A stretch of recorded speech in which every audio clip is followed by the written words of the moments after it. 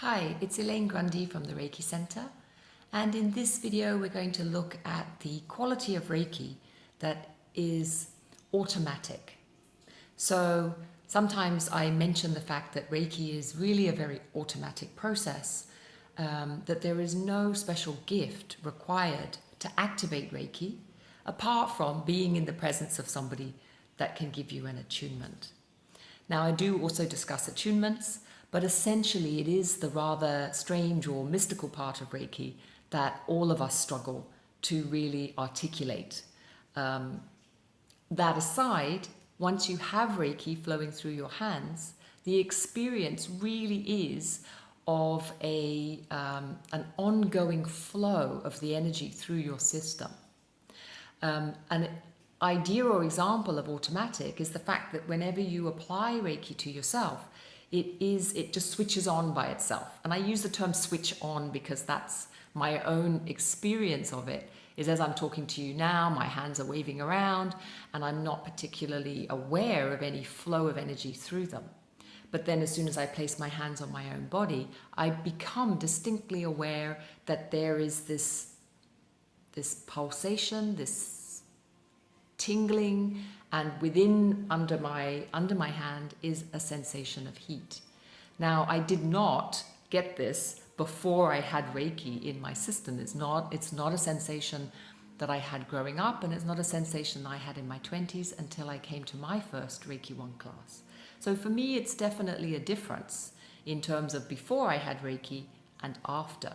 And again, this is something that my students report as being a very distinct difference that they feel after the class, is a kind of buzzing or increased sensitivity or intensity that comes out of their hands when they are deliberately applying Reiki.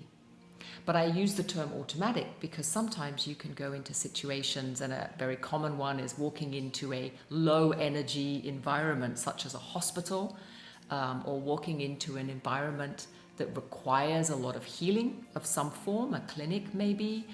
And for some people, they will notice, if they're sensitive to the energy, that their hands automatically switch on in this terminology that I'm using. So they might notice a buzzing sensation or heat or a flow that comes through their hands. And I've also had very bizarre experiences happening when I've been sitting on a bus, minding my own business, reading a paper by myself in a coffee shop, and someone happens to sit next to me. And sometimes this can cause a bit of alarm with my students. They're wondering if they are releasing their own energy or giving away their own energy to the people around them. And one of the big reassurances with Reiki is this is not happening. Or it's not happening any more than it would do if you are one of these people that freely gives your energy to others because your boundaries are not perfectly in place. So either way, if you're giving your energy to others before Reiki, you'll probably do the same after. But if you're not, then simply having Reiki flow through your hands is in no way diminishing or draining you. And this is quite an important reassurance to know, especially as for some people, when they start giving Reiki to others, they notice that they can feel a lot of energy coming through their hands. The nice thing about this automatic process is that it means that you can be doing it, and when you fall asleep, the Reiki will still flow. So this is an important tip for those of you who find Reiki so relaxing that you fall asleep. What it means is that you can simply get into the habit of placing your hands somewhere on your body that is comfortable before you fall asleep. And what this does is, during your sleep, it helps to rejuvenate you automatically because the Reiki continues to flow and your innate wisdom continues to balance your own structures. Often with Reiki, the energy will flow to whatever areas your cells need them. So it's almost like this idea is, as the energy starts to diffuse through the system, then your own cellular wisdom knows what needs to balance and what doesn't, what is already full and what could use some tender loving care.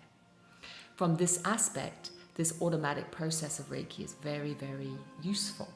And it also means that although in some aspects you may be trained by your Reiki teacher to have some kind of prayer or some kind of offering or Reiki flow now, Reiki stop now, actually in its purest sense, it's not necessary, or certainly not in the lineage that I was trained in.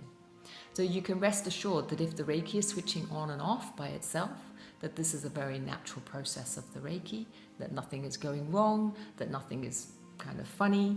What I tend to do is I take a moment, actually. If I'm sitting on the bus, someone sits next to me, and I notice the Reiki flowing, I do take a moment to thank the Reiki, the universe, the innate wisdom of the person sitting next to me, that this is occurring, and I just ignore it.